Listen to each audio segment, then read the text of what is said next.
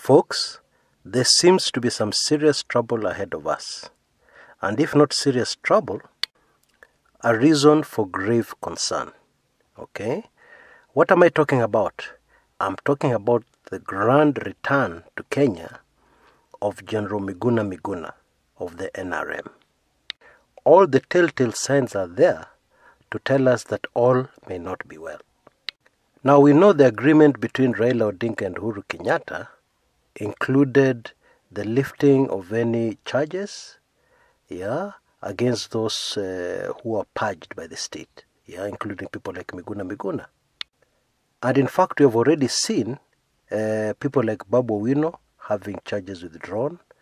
We have seen passports being returned, etc., etc. And therefore it was assumed, and in fact I mentioned that in this channel in an earlier recording, that Miguna Miguna's return should be smooth with no problem. Because one would expect that General Miguna is included in this long list of amnesty of opposition figures who are resisting the government in one way or the other.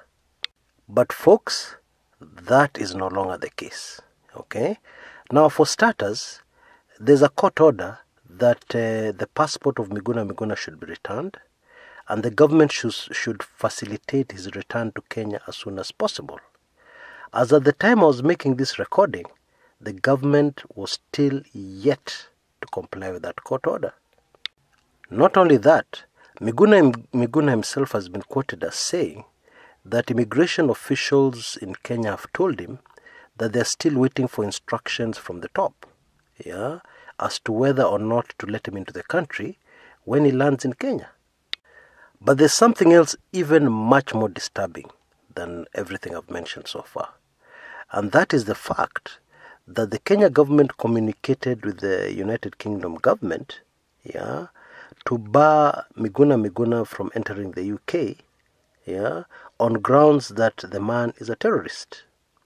Now, protocol demands that when such a claim is made against an individual, the home country or the receiving country must follow it up. And so on entering the United Kingdom, Miguna Miguna was held at the airport for over 2 long hours. And he was questioned extensively by British authorities. What came out very clearly was that the Brits did not believe for 1 minute that Miguna is a terrorist. But as I told you, protocol and procedure demands that such things are followed up, and followed up very closely, whether or not the home government believes the stories to be false. Now, the very disturbing thing about all this is that it tells you a lot about the official view of the Kenyan government on Miguna Miguna.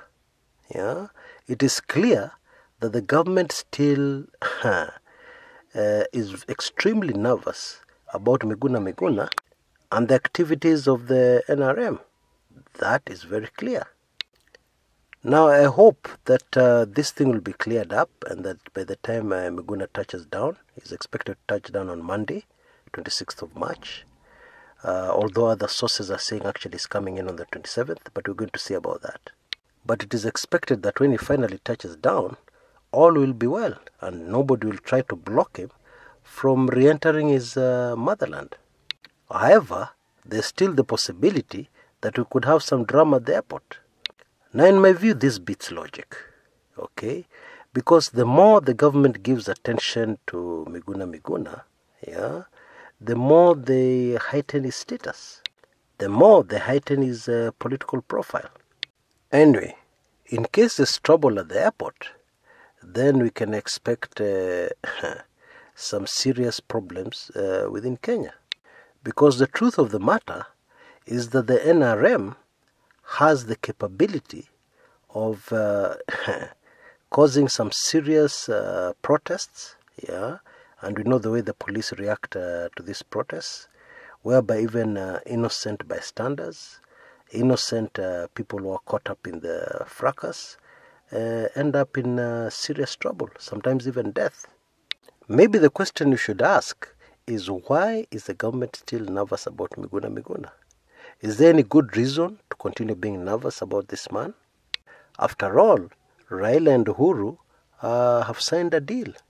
And already we have seen tensions in the country decrease dramatically. Yeah?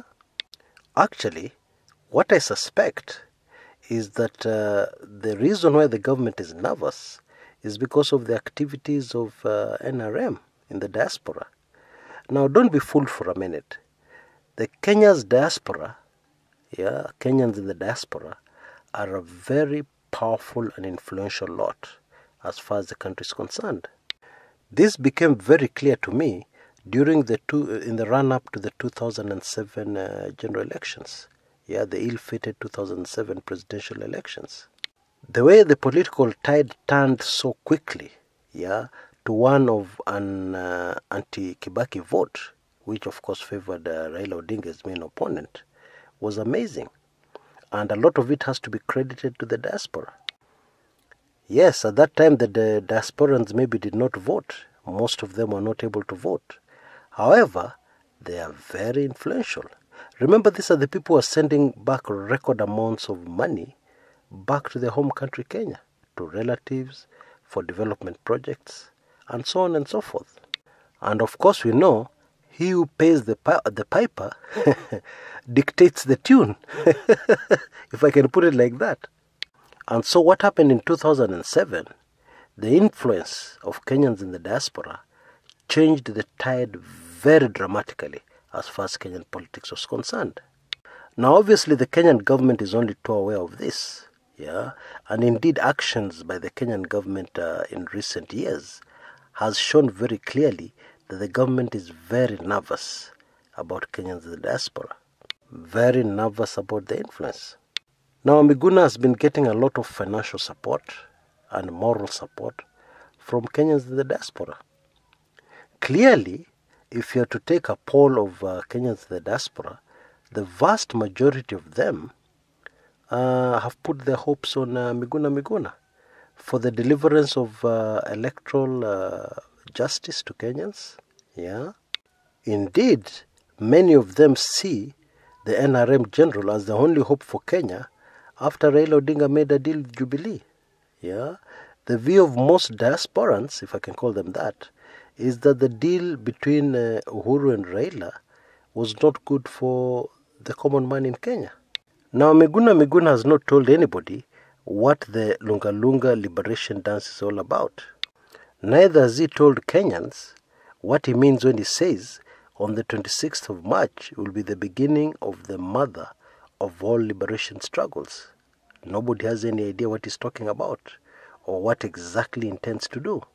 He has stubbornly evaded answering that question. But the Kenyan government knows that Miguna Miguna has been collecting funds for something. And that something is what is making the Kenyan government extremely nervous. Even in this era, when there's cooperation between Raila and Uhuru. And so by the time I was making this recording, 26th March was looking like a day when we should expect quite a bit of drama. The kind of drama that leads to very ugly confrontation between the police and protesters. Until next time, this is Chris Kumekucha.